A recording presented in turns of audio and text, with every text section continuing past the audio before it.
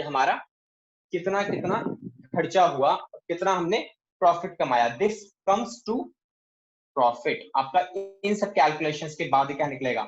Profit निकलेगा। ठीक है। अच्छा, अब ये पता कैसे लगेगा कि कैसे क्या है? जब आप किसी भी चीज को रिकॉर्ड करो, लाइक मैंने मशीन रॉ मटेरियल पे खर्च किया, मशीनरी पे खर्च किया, लेबर पे खर्च किया, एक्सपेंसेस कुछ लगाए और कुछ फिक्स एक्सपेंसेस। फिक्स एक्सपेंसेस में आपने जो दुकान ले रखी है वो कहीं ना कहीं रेंट पे ले रखी है।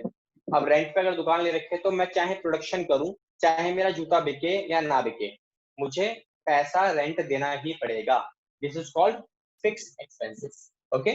तो अब अकाउंट्स में हम लोग क्या करते हैं? ये तो हो गया पूरे बिजनेस की बात। अकाउंट्स में क्या करेंगे? अकाउंट्स में इसी प्रॉफिट की कैलकुलेशन के लिए जब हम कुछ चीजें करते हैं, ठीक है, अकाउंट्स में क्या करते हैं बेसिकली हम लोग, डेफिनेशन बताऊं अगर मैं अकाउंट्स की आपको, तो अकाउंट्स क्या करता है? Accounts is the systematic process. Systematic process of किस किस का? अकाउंट्स में क्या है? हम लोग एक सिस्टमैटिक प्रोसेस को यूज करते हैं। कहीं ना कोई सिस्टम चल रहा होता है। हर इंसान अगर अपने हिसाब से काम करेगा, है ना कहीं आपने ए ने बिजनेस स्टार्ट किया, क्योंकि रिकॉर्डिंग करने की बात क्या है, ए ने किया, बी ने किया, सी ने किया, इन तीनों ने बिजनेस स्टार्ट किया।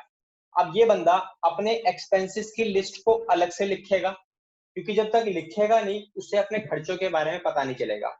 ठीक है। सेम सेल्स के बारे में, अब सेल्स में जब तक वो सेल्स लिखेगा नहीं कि उसे कितना बेचा एक महीने में, एक साल में, तब तक उसे अपने सेल का पता नहीं चलेगा।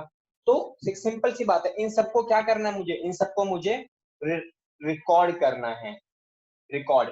अब रिकॉर्ड जब करने की बात आती है तो ए बिजनेसमैन है, उसने अपने इन दोनों चीजों को अपने हिसाब से रिकॉर्ड किया, बी ने अपने हिसाब से रिकॉर्ड किया, सी ने अपने हिसाब से रिकॉर्ड किया। तो ये सब लोग किसी एक प्रॉपर प्रोसीजर को फॉलो नहीं करते। ठीक है। क्यों नहीं करते? बिकॉज इनको पता ही नहीं है। आपके घर की अगर मैं बात करूं, आपके घर में भी अकाउंटेंसी चलती है।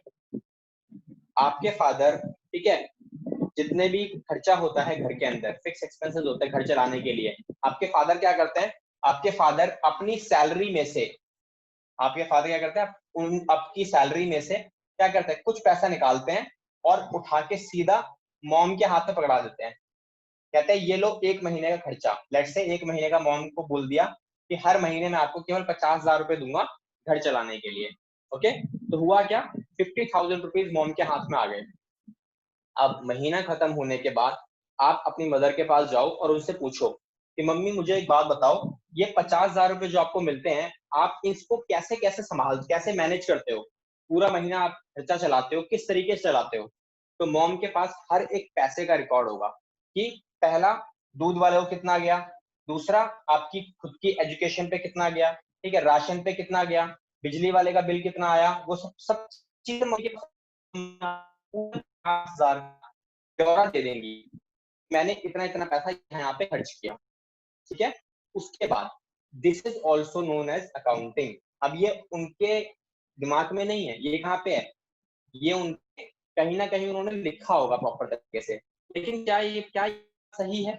हर बंदा लिख, और तो इसके साथ साथ, इसके अलावा क्या हर मदर एक जैसा लिखती है? नहीं। हर किसी का लिखने का अपना अलग तरीका होता है। हम क्या करेंगे? हम भी लिखेंगे, लेकिन एक सिस्टमैटिक प्रोसेस में। सिस्टमैटिक प्रोसेस में क्या क्या है? अब उस प्रोसेस के अंदर क्या क्या चीजें आती हैं? उस प्रोसेस के अंदर सबसे पहले नंबर पे आएगा आइडेंटिफिकेशन। आइडेंटिफिकेशन कि आपको आइडेंटिफाई करना है कि मैं किस खर्चे को लिखूं और किसको नहीं लिखूं। ये आइडेंटिफाई करना है, क्योंकि बिजनेस से रिलेटेड ही खर्चों को लिखा जाता है। अगर खर्चा किया मैंने और वो बिजनेस से रिलेटेड नहीं है तो उसे नहीं लिखा जाएगा। सिंपल। दूसरा, उसके बाद मैंने आइडेंटिफाई कर लिया, आइडेंटिफाई करने के बाद आता है मेजरिंग का। मेजरिंग का मतलब आइडेंटिफाई तो हो गया कि मुझे क्या क्या खर्चे रिकॉर्ड करने हैं, फिर मुझे मेजर करना है कि उन पर कितना खर्च हुआ।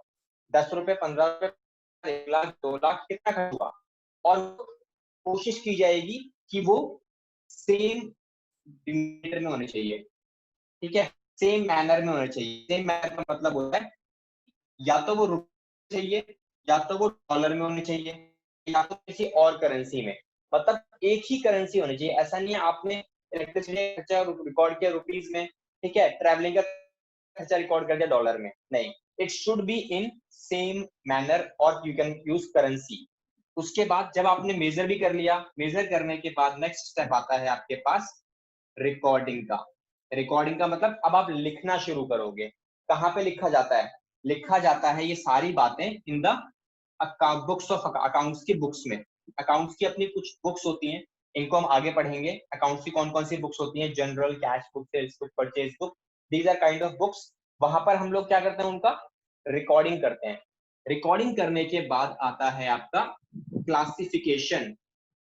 Now what is classification? Classification का मतलब होता है बेसिकली एक तरीके से कि हम सारे खर्चों को रिकॉर्ड करने के बाद, अब हमने मान लो कि आपने क्या किया, आपने सामान बेचा। अब जो सामान आपने बेचा, वो सामान आपने 10 लोगों को बेचा और अलग अलग डेट पे बेचा। लेकिन क्या रिकॉर्डिंग कैसे करोगे आप? क्या रिकॉर्डिंग तब करोगे जब वो सामान ले जाएगा, या रिकॉर्डिंग एंड में करोगे? ठीक है, आपने क्या किया, रिकॉर्डिंग तो कर ली इस वाले स्टेप में, time to time, date date to, आपने डेट वाइज रिकॉर्ड किया हुआ है। लेकिन क्लासिफिकेशन में क्या है? क्लासिफिकेशन में आपने जैसे राम को सामान बेचा, तो राम से कनेक्टेड एंट्री जो आपने यहाँ पे रिकॉर्ड कर रखी है, वो सारी राम के अकाउंट में ट्रांसफर करोगे आप। फिर मोहन को भी सामान बेचा आपने, तो मोहन को जो सामान बेचा आपने, वो सारी एंट्री मोहन के अकाउंट में रिकॉर्ड कर दोगे। ठीक है, उसके बाद श्याम को सामान बेचा आपने, तो श्याम से कनेक्टेड एंट्री श्याम के अकाउंट में रिकॉर्ड कर दोगे। क्लासिफिकेशन का एक बहुत अच्छा एग्जांपल मैं आपको बताता हूँ।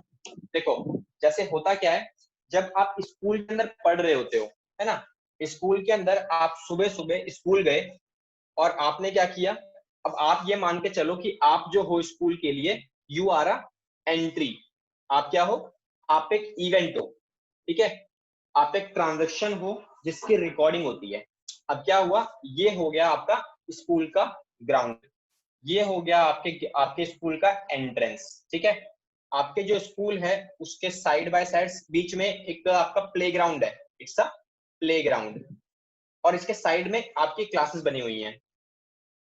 ठीक है, नाउ हुआ क्या, सुबह सुबह का टाइम है।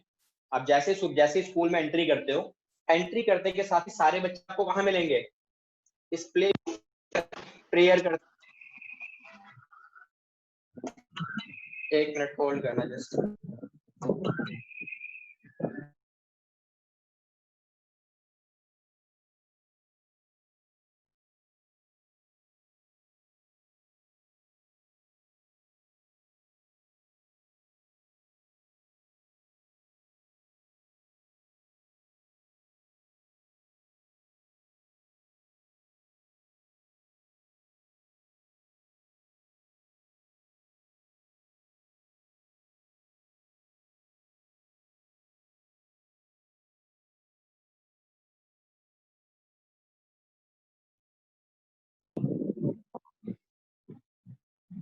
ओके, तो चलते दोबारा। हम लोग कहाँ थे? क्या आप सुबह सुबह सारे गए और आप कहाँ चले गए? सारे प्लेग्राउंड में खड़े हो आप सारे प्रेयर करने के लिए। इट्स अ काइंड ऑफ, ये कौन सा स्टेप है? ये स्टेप है आपका सबसे पहला स्टेप। अब मैं इसी एग्जांपल को मैं इसमें फिट करूं, जितने बच्चे वो सारे के सारे आपके स्कूल के सारे आइडेंटिफाइड है। आइडेंटिफाइड का मतलब क्या है? आपके स्कूल की ड्रेस के हिसाब से आइडेंटिफिकेशन होती है कि आपको आईडी कार्ड दिया हुआ, सारे बच्चे एक साथ यहाँ से एंट्री लोगे सारे। तो कौन कौन से एंट्री लेंगे? केवल आपके स्कूल के बच्चे ही लेंगे एंट्री। तो ये हो गया आइडेंटिफिकेशन। उसके बाद आ जाओ मेजरिंग पे। मेजरिंग के अंदर बेसिकली क्या होता है? मेजर किया जाएगा आपको कि आप किस स्कूल के हो, बेसिकली ये किस क्लास के हो। वो सब कुछ कहाँ पे आ गया? मेजरिंग में आ गया। Now recording. रिकॉर्डिंग का मतलब क्या होता है? आप सब एक जगह पे इकट्ठा हो चुके हो, सबके सब। अब ऐसा तो नहीं होता ना कि पहले 9th क्लास के बच्चे जाएंगे स्कूल जब ओपन होता है, या फिर पहले 10th क्लास के बच्चे जाएंगे, या पहले फर्स्ट क्लास के बच्चे एंट्री लेंगे, ऐसा नहीं होता। जैसे जैसे बच्चे आते रहते हैं वैसे वैसे आपकी रिकॉर्डिंग होती रहती है, मतलब बच्चे एंट्री लेते जाएंगे सीधा सीधा। उसके बाद क्या होगा? उसके बाद सारे बच्चे एक जगह पे आके इकट्ठा हो गए। ठीक है, अब हुआ क्या, सबको सारे बच्चे क्लासेस में भी ट्रांसफर हो चुके हैं। बीच में क्या हुआ, इन द मीन टाइम मैं आप सबके गेट, स्कूल के गेट पे आया और मैंने आपके सिक्योरिटी गार्ड से बोला कि मुझे हर्ष से मिलना है। ठीक है, ये आपका सिक्योरिटी गार्ड है यहाँ पे। मैंने इससे बोला कि मुझे हर्ष से मिलना है, वो क्या बोलेगा? कोई बताएगा कि सिक्योरिटी गार्ड वाला क्या बोलेगा? आपका प्रेयर का टाइम चल रहा है, क्या बोलेगा सिक्योरिटी गार्ड वाला? क्या वो मिलवा देगा? हेलो, आवाज आ रही सबको? वो तो आइडेंटिफिकेशन मांगेगा ना पहले। आइडेंटिटी मांगेगा, एग्जैक्टली मैंने बोल दिया। ठीक है, आइडेंटिटी उसने क्या मांगा? उसने, मैंने बोला कि मुझे हर्ष से मिलना है, वो 11th क्लास में है, कॉमर्स ले रखी है उसने, मुझे मिलवा दो उससे। तो अब क्या बोलेगा वो? क्या उसके लिए पॉसिबल है मिलवाना? नहीं, अगर प्रेयर चल रही है तो नहीं मिलवाएगा। एग्जैक्टली लेकिन नहीं अगर मिलवाएगा। क्यों नहीं मिलवाएगा? क्योंकि वो ढूंढ ही नहीं पाएगा। इतने सारे बच्चे एक स्कूल में, अगर 1000 बच्चे, 1000 बच्चों में से एक बच्चे को बाहर निकालना कितना मुश्किल है? बहुत मुश्किल है, नहीं? इस बात से जस्टिफाई करते हो? Yes sir. Okay. अब क्या हुआ? अब वो मुझसे बोलेगा सर अभी प्रेयर का टाइम चल रहा है, काम कीजिए, आप थोड़ी देर बाद आइए। ठीक है, अब हुआ क्या? जैसे ही प्रेयर खत्म होती है वैसे ही क्या होगा? सारे बच्चे अपनी अपनी क्लासेस में चले जाएंगे। फर्स्ट वाला फर्स्ट में, सेकंड वाला second, third, fourth, fifth and so on. सारे बच्चे अपने अपनी क्लासेस में जा चुके हैं ना। अब दोबारा सिक्योरिटी गार्ड मेरे पास आएगा, अब बोलेगा सर अब बताइए आपको क्या चाहिए? मैंने बोला मुझे हर्ष से मिलना है, he is studying in 11th class commerce section. अब वो क्या करेगा? वो फटाफट जाएगा, क्योंकि अब क्या हो चुका है? अब सारी चीजें अपनी जगह पे जा चुकी है। मतलब 11th वाले 11th में, 10th वाले 10th में, 9th वाले 9th में, 5th वाले 5th में, सब चले गए। अब वो क्या करेगा? सीधा 11th क्लास में जाएगा और नाम लेगा और उसको निकाल के बाहर लेके आके मुझसे मिलवा देगा। ये पॉसिबल क्यों हुआ? इतना इजी क्यों हुआ ये? बिकॉज क्लासिफिकेशन वाला स्टेप आ चुका है। रिकॉर्डिंग वाले सेक्शन पे किसी एक पर्टिकुलर बंदे का अकाउंट बाहर निकालना पॉसिबल नहीं है, बहुत मुश्किल है। लेकिन क्लासिफिकेशन की वजह से अगर मेरा बॉस मुझसे पूछ ले कल को कि भाई मुझे बताओ कि मैंने मिस्टर राम को कितना सामान बेचा इस महीने में, तो क्या निकाल पाएगा वो रिकॉर्डिंग वाले सेक्शन से? बिल्कुल नहीं। लेकिन जैसे ही वो क्लासिफाई करेगा, क्लासिफाई करने से होगा क्या? राम वाली एंट्री सारी राम के अकाउंट में जा चुकी हैं, मोहन वाली एंट्री मोहन की में जा चुकी हैं, श्याम वाली श्याम की में जा चुकी हैं। अगर कैसे जाती हैं वो हम आगे सीखेंगे। ठीक है, और इस बुक्स, इस जहां ट्रांसफर करते हैं उस बुक को बोलते हैं हम लोग लेजर। ठीक है, ओके, ये पॉइंट क्लियर है। उसके बाद अगले स्टेप में आते हैं जहां पे हम लोग बोलते हैं समराइज करते हैं सारी चीजों को, समराइजेशन। ठीक है, समराइज करेंगे। अब जब डाटा को समराइज करने की बात आती है तो समराइजेशन का मतलब होता है कि पूरे साल में आपने कितने खर्चे किए, कितने का माल बेचा, सब कुछ प्रॉपर्ली चीजों को समराइज करना ताकि प्रॉफिट निकाला जा सके। और समराइजेशन होता है bye preparing 2 accounts and 1 balance sheet, जिसके अंदर आता है trading account, profit and loss account. ठीक है, 2 अकाउंट ये, और तीसरा एक बनती है आपकी बैलेंस शीट। अब ये सब चीजें हमारे आगे जाके कोर्स में आने वाली हैं। ठीक है, ये 3 चीजों के अंदर हम लोग क्या करते हैं? प्राइस। अच्छा, क्या इतना करना काफी है? क्या इतना ही निकाल के छोड़ दो आपका अकाउंट हो गया? नहीं कि मेरा सर। समराइज, एग्जैक्टली, मतलब मेरा अकाउंट्स तो हो चुका है, यहां तक हम क्या कर चुके हैं? मेरा अकाउंटेंसी पूरी हो चुकी है। मेन अकाउंट्स होता है, अकाउंट्स मेरा हो गया, लेकिन अकाउंटिंग बाकी है। ठीक है, अकाउंटिंग बाकी मतलब मुझे क्या, ये जरूरी है कि हम हर साल बस प्रॉफिट ही निकालते रहें, प्रॉफिट निकालते हैं हर साल, बस ये चेक करें कि कितना प्रॉफिट कमाया इस साल? क्या इतना निकालना काफी होता है? इसके बाद हम लोग करते हैं analysation. Analyse and interpret.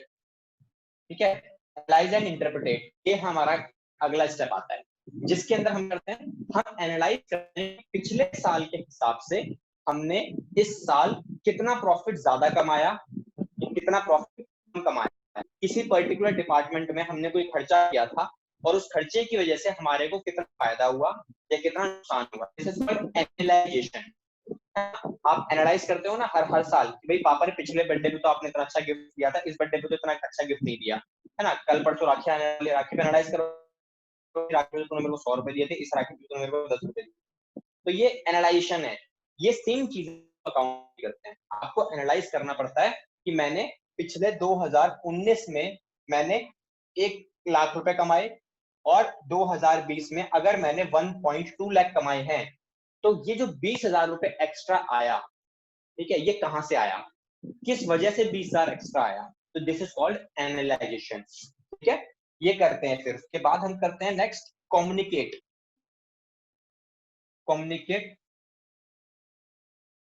Communication to users. अब यूजर्स कौन होते हैं? कम्युनिकेशन होता है अगला स्टेप हमारा, 7th स्टेप और लास्ट स्टेप। कम्युनिकेशन का मतलब क्या होता है? जब आप किसी कंपनी में जाओगे या फिर आप खुद का बिजनेस ओपन करते हो, तो आपके बिजनेस से जिस भी इंसान को कोई फर्क पड़ता है। फर्क किस तरीके का हो सकता है? आपने जो बिजनेस स्टार्ट किया है वो बिजनेस में किसी दूसरे इंसान ने पैसा लगा रखा हो, या फिर आप अपनी कंपनी किसी कंपनी में जॉब करते हो एज एन अकाउंटेंट अच्छी खासी फर्म में, और वहां पर आपको क्या बोला गया है? आपको अकाउंट्स मेंटेन करने हैं। मेंटेन करने के बाद आपने क्या किया? अकाउंट कर लिया, आपने एनालाइज और इंटरप्रेट करके एक प्रॉपर रिपोर्ट बना ली कि सर मेरे पास रिपोर्ट तैयार है, हमने पिछले साल कंपैरिजन में क्या क्या किया है। क्या रिपोर्ट बनाना काफी है? रिपोर्ट बनाने के बाद उन लोगों को बताना जो कि उस रिपोर्ट में इंटरेस्टेड हैं, ठीक है, उनसे बात करनी है। तो ये सारे के सारे स्टेप होते हैं हमारे किसके? अकाउंटिंग के। आई होप सबको क्लियर है। अकाउंटिंग बेसिकली है क्या? अकाउंटिंग एक सिस्टमैटिक प्रोसेस है जहां पर हम आइडेंटिफिकेशन करते हैं, मेजर करते हैं इन मॉनेटरी टर्म्स, देन उसे रिकॉर्ड करते हैं, उसके बाद क्लासिफिकेशन, देन समराइज करते हैं, ठीक है, उसके बाद analysation and communication to the users. Definition ये होती है हमारी। अब एक बार मैं बुक की डेफिनेशन आपको दिखा देता हूँ कि बुक में जो डेफिनेशन दी हुई है वो किस तरीके से दी हुई है, ठीक है।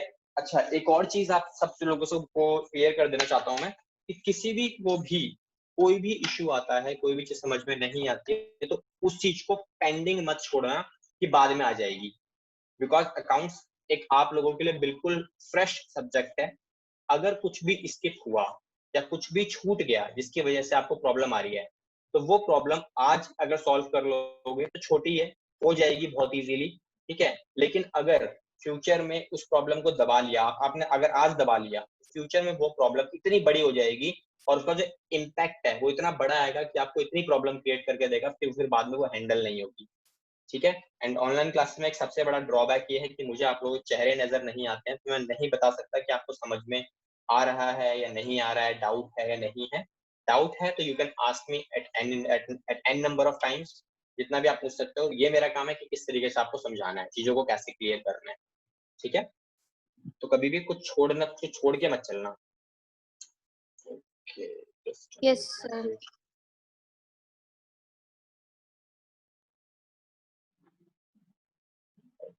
ओके, तो डेफिनेशन पे आता है। देखो, ये हमारा चैप्टर है, आपका फर्स्ट चैप्टर जो हम लोग पढ़ रहे हैं।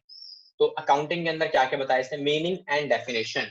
मीनिंग एंड डेफिनेशन में जो ये हमारी डेफिनेशन, देखो ये वाली, अकाउंटिंग क्या है? अकाउंटिंग एक आर्ट है, ठीक है, एक आर्ट है जिसके अंदर हम क्या करते हैं? रिकॉर्डिंग करते हैं, क्लासिफिकेशन करते हैं, समराइजेशन करते हैं इन अ सिग्निफिकेंट मैनर। एक सिग्निफिकेंट मैनर का मतलब होता है एक ऐसा तरीका जो सब लोग इस्तेमाल करते हैं, and in terms of money, पैसे के फॉर्म में ही हम लोग रिकॉर्डिंग करते हैं। किस चीज की रिकॉर्डिंग करोगे आप? ट्रांजेक्शन्स की एंड इवेंट्स की। अब ट्रांजेक्शन्स का मतलब क्या होता है? ट्रांजेक्शन का मतलब होता है कोई घटना, ठीक है, कोई भी ऐसी घटना हो सकती है जो कि किस चीज की है? इन पार्ट एटलीस्ट, उसके अंदर एक पार्ट एटलीस्ट कैसा होना चाहिए? Financial character. फाइनेंशियल कैरेक्टर मतलब पैसा इन्वॉल्व होना चाहिए उसके अंदर, ठीक है। और उसके बाद and interpreting the results thereof, और उसके बाद आप क्या करोगे? एक रिजल्ट को इंटरप्रिटेट करोगे। This is a definition given by American institute of certified public accountants. तो ये डेफिनेशन हमें दी गई है इनके अकॉर्डिंग। अब एक डेफिनेशन और है हमारे पास, तो इनमें से कोई भी डेफिनेशन आप देख सकते हो, इजीली आपको समझ में आ जाएंगे, कोई भी डेफिनेशन आप देख लेना, ठीक है। स्मिथ एंड एस्बर्न के हिसाब से भी डेफिनेशन दी हुई है। इसमें भी लिखा है कि अकाउंटिंग एक साइंस है जहां पे हम रिकॉर्डिंग करते हैं, क्लासिफाइंग करते हैं, किस चीज की? बिजनेस ट्रांजेक्शन्स की एंड इवेंट्स की। अच्छा, एक बिजनेस ट्रांजेक्शन के बारे में समझाना चाहूंगा कि बिजनेस ट्रांजेक्शन बेसिकली क्या होता है। बिजनेस ट्रांजेक्शन का मतलब होता है, लेट्स सपोज, एक एग्जांपल से देखते हैं। मैं ये स्क्रीन बंद कर रहा हूँ।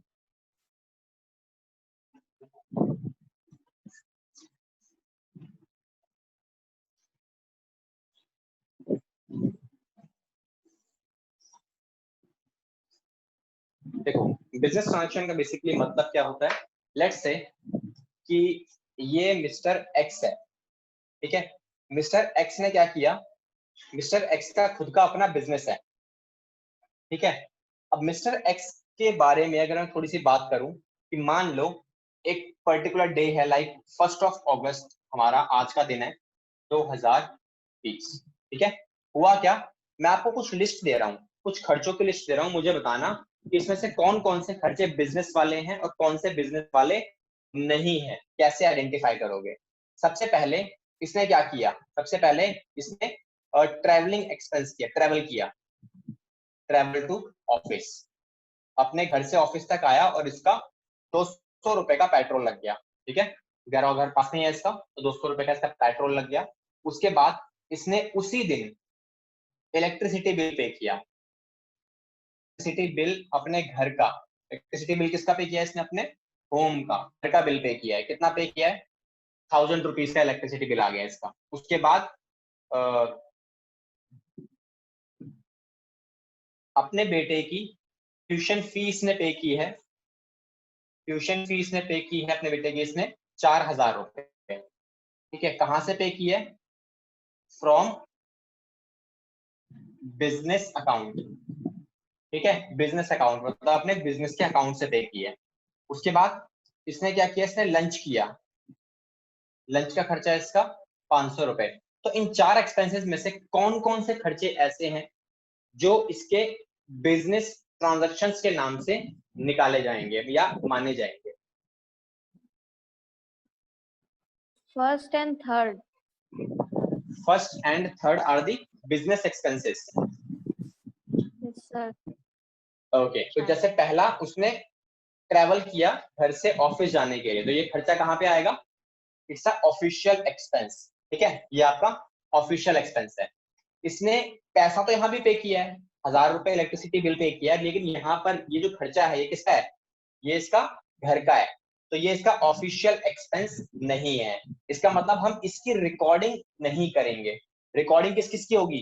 पहले आइटम की रिकॉर्डिंग होगी, ठीक है, आप इसको रिकॉर्ड करोगे, रिकॉर्डिंग हो जाएगी इसकी। देन ट्यूशन फीस उसने पे की है। अब पे की है किसकी?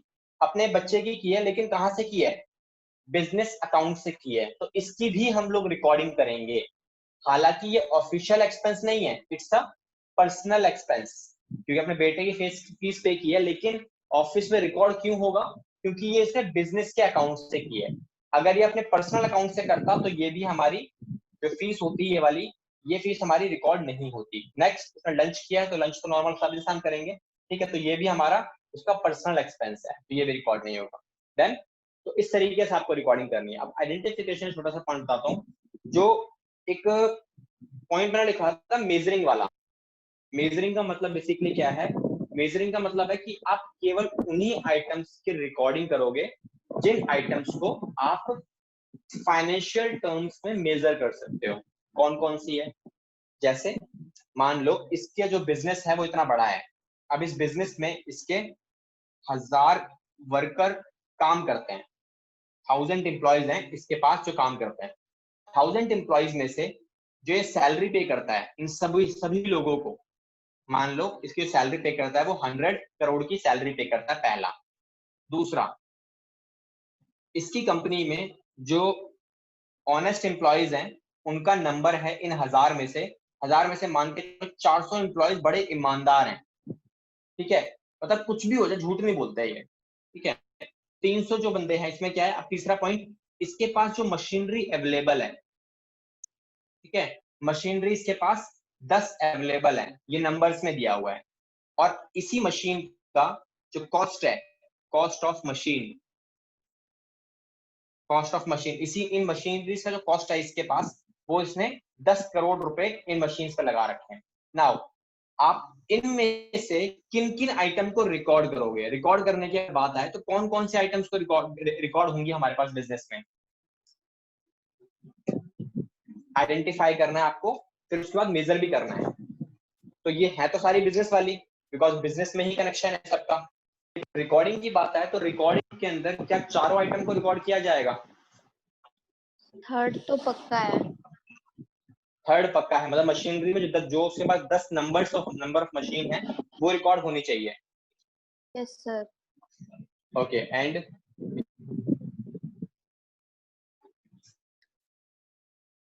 ऑनेस्ट एम्प्लॉयज है तो उसका क्या, वो तो होगा ही नहीं सेकंड तो बिल्कुल भी। एग्जैक्टली तो मैंने रिकॉर्ड आइडेंटिफिकेशन समझ में आता है कि सब कुछ आइडेंटिफाइड है, मैंने आइडेंटिफाई भी कर लिया। मैंने बताया मेजरिंग, मेजरिंग के अंदर मैंने एक चीज दिखाई थी आपको, सेम करेंसी रुपीज में होना चाहिए। आप केवल उन्हीं आइटम को रिकॉर्ड करोगे जिनको आप पैसे की फॉर्म में मेजर कर सकते हो। लाइक सैलरी, सैलरी क्या है, सैलरी कितना पे करता है ये, 100 करोड़ रुपए, ये सैलरी तो ये रिकॉर्ड होगा बिकॉज मैं इसको मेजर कर सकता हूँ पैसे के फॉर्म में। मेरा खर्चा कितने का हुआ ये मैंने निकाल लिया। उसके बाद इसका क्या आता है, ऑनेस्ट पीपल्स। इसकी कंपनी में ऑनेस्ट पीपल 400 के बराबर हैं। क्या उन 400 लोगों की पैसे के अंदर वैल्यू नापी जा सकती है? ईमानदारी की क्या कोई अपने आप में कोई कीमत होती है? कोई कीमत नो नहीं सर। होती, होती भी है तो आप नहीं लगा सकते। इसका मतलब आप इसे रिकॉर्ड नहीं करोगे क्योंकि फाइनेंशियल टर्म्स में नहीं है। उसके बाद आ जाओ थर्ड पे। थर्ड क्या है, मशीन। अच्छा मशीन जो दे रखा है मुझे वो 10 दे रखा है नंबर्स में। क्या नंबर्स रिकॉर्ड कर सकता हूं मैं मशीनरी के नो सर। फाइनेंशियल? नहीं, एग्जैक्टली मैं नंबर्स भी रिकॉर्ड नहीं कर सकता। रिकॉर्ड कर सकता हूं तो क्या, इस मशीन के ऊपर मैंने खर्चा कितना किया, ये मेरा रुपीज में गिवन है 10 करोड़, तो ये रिकॉर्ड हो जाएगा। ठीक है, तो ये हो गया मेरा नेक्स्ट पॉइंट इसका, आइडेंटिफिकेशन के बाद मेजरिंग का। ठीक है, अब जैसे ही मुझे पता लग गया तो हम कहाँ जाएंगे अगले स्टेप में, रिकॉर्डिंग के अंदर घुस जाएंगे। अब इनको रिकॉर्ड करना शुरू कर देंगे। तो यहाँ से आपका एक्चुअल में प्रैक्टिकल वर्क स्टार्ट होता है कि प्रैक्टिकल में आप कैसे करते हो। ठीक है, तो प्रैक्टिकल में हम लोग कैसे करेंगे वो आपको सीखने को मिलेगा, उसमें थोड़ा सा टाइम लगेगा अभी। तो कुछ कुछ चीजें अभी और सीखनी है हमें थोड़ी सी। पहले लैंग्वेज सीखेंगे अकाउंट्स में, जो हम लैंग्वेज यूज होती है हमारे पास, तो वो कैसे कैसे और क्या क्या होती है। पहले थोड़ी सी चीजें और समझा देता हूँ मैं आपको। जस्ट एक क्लासिफिकेशन आपका एक पॉइंट है कि कैरेक्टरिस्टिक्स बेसिकली स्क्रीन पे आपके आ गया होगा। ओके, अब देखते हैं आपकी मीनिंग एंड डेफिनेशन हो चुका है, ये आ गया आपके कैरेक्टरिस्टिक्स। ये हमने ऑलरेडी कवर कर ही लिया and it is most important points जो आपके एग्जाम पॉइंट ऑफ व्यू से भी इंपॉर्टेंट है और ये हमारे ऑलरेडी हो चुके हैं। पहला, identification of financial transactions and events. समझ में आ चुका है आप लोगों को, आप ऑलरेडी इसको पढ़ोगे लैंग्वेज को तो इजीली समझ में आ जाएगा। तो आइडेंटिफिकेशन ऑफ फाइनेंशियल का मतलब क्या होता है, accounting records only those transactions and events which can be measured in terms of money. Accounting में क्या करते हैं हम लोग, उन्हीं ट्रांजैक्शंस एंड इवेंट्स को हम लोग रिकॉर्ड करते हैं जो पैसे की फॉर्म में मेजर की जा सके। ठीक है, this involves identifying transactions and events that are part of economic activity. Economic activity का मतलब होता है पैसा। फॉर एग्जाम्पल, रॉ मटेरियल मैंने खरीदा और सामान को मैंने बेच दिया फर्म में।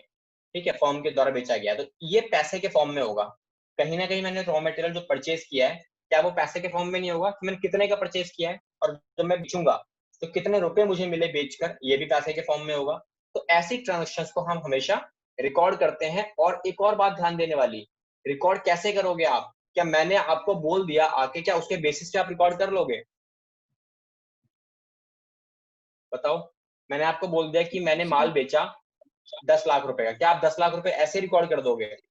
रिकॉर्ड करने के नो लिए आपको सर। क्या चाहिए, आपको चाहिए उस चीज का बिल या कोई ऐसा एविडेंस जो उस ट्रांजैक्शन को बताए, है ना। जैसे पेट्रोल पंप पे पेट्रोल भरवाने जाते हो तो वहां से वो एक पर्ची देता है, तो सर आपको बिल चाहिए तो पर्ची लेके आओ, दिखाओ भाई कि एक्चुअल में इतना खर्चा हुआ है इस पर्टिकुलर आइटम पे। कोई भी आप सामान खरीद के लेके आते हो तो बिल मिलता है वहां से, उस बिल को देखोगे आप, जितना उस बिल में अमाउंट लिखा गया है उतना ही रिकॉर्ड किया जाएगा। ओके, सेकंड पॉइंट आ जाओ मेजरिंग पे। अच्छा, मेजरिंग के अंदर क्या बताया मैंने आपको, मेजरिंग के अंदर मैंने बताया था आपको कि आप उन्हीं ट्रांजेक्शन्स को मेजर करोगे जो कि कॉमन मेजरमेंट यूनिट होनी चाहिए उसकी। कॉमन मेजरमेंट यूनिट का मतलब होता है करेंसी ऑफ अ कंट्री, या तो रुपीज या फिर डॉलर या फिर यान या फिर यूरो, कुछ भी आपका, लेकिन जो भी है वो कॉमन होना चाहिए। ठीक है, नेक्स्ट आ गया हमारे पास, जब हमने ये चीजें कर ली इनके बाद हमारा मतलब नेक्स्ट स्टेप, एक ही यूनिट होनी चाहिए? एक यूनिट का मतलब होता है सारी की सारी ट्रांजेक्शन रुपीज में होनी चाहिए। और अगर वैसे ऐसा तो हमें दे रखी होगी, अगर नहीं हुई तो हमें कन्वर्ट करनी पड़ेंगी भैया? नहीं, वो आपके लेवल पे अभी नहीं मिलेगा। जब आप कभी हायर लेवल पे पढ़ाई करोगे, एमकॉम करोगे, आगे जाके ये करोगे, तो उसके अंदर ये पॉइंट आता है। अभी आपके लेवल पे बिल्कुल सिंपल मिलेगा, सारी ट्रांजेक्शन वो पहले से रुपीज में लिख के देगा। ठीक है, ठीक आपको है। कन्वर्ट करने की कभी भी जरूरत नहीं पड़ेगी। तो आ जाओ नेक्स्ट पार्ट पे, रिकॉर्डिंग। रिकॉर्डिंग के अंदर हम क्या करते हैं, मैंने बताया था आपको, रिकॉर्डिंग कहाँ करते हैं हम लोग, रिकॉर्डिंग करते हैं बुक्स ऑफ ओरिजिनल एंट्री, जिसे हम क्या बोलते हैं, जनरल। ये मैंने आपको पहले बताया था अभी कि जनरल में रिकॉर्डिंग होती है सारी की सारी। जनरल के अंदर होगा purchase book, sales book, cash book, ठीक है, ये सब बुक्स को यूज किया जाता है रिकॉर्ड करने के लिए। तो ये भी ये सीखेंगे अभी हम कि कैसे रिकॉर्डिंग होती है। आपके पास प्रैक्टिकल आएगा तब तब बताऊंगा ये सारी चीजें। नेक्स्ट आता है आपका क्लासिफिकेशन। क्लासिफिकेशन का मतलब क्या होता है, क्लासिफिकेशन एक ऐसा प्रोसेस है जहां पे हम क्या करते हैं, ग्रुप बना देते हैं। ग्रुप एंट्री जो होती हैं, जो एक तरीके की होती हैं, उनको एक जगह